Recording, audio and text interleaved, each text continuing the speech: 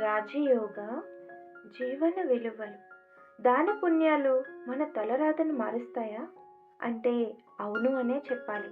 ఎందుకంటే అన్నదానం, విద్యాదానం, వస్త్రదానం ఇలా ఏవి దానం చేసినా పుణ్యము వస్తుంది, మన భాగ్యం తయారవుతుంది, ఇతరుల నుండి ఆశీర్వాదాలు వస్తాయి. మరి మంచి కోసం మనం చేసే దానం పాపంగా మారితే ఆ ప్రతిఫలం కూడా మనకే వస్తుంది కదండి. ఒకరు ఆకలి అని అడిగేటప్పుడు ఆహారం ఇచ్చామంటే వారి ఆకలి తీరుతుంది. అలా కాకుండా డబ్బు ఇస్తే ఆ డబ్బుని వారు దేనికి ఖర్చు పెడితే ఆ ప్రతిఫలం మనకి వర్తిస్తుంది. అందుకే దాన పుణ్యాలు చెయ్యండి, కానీ మనం చేసే దానం వల్ల మనతో పాటు ఇతరుల భాగ్యాన్ని తయారు చేసేలా చూసుకోండి.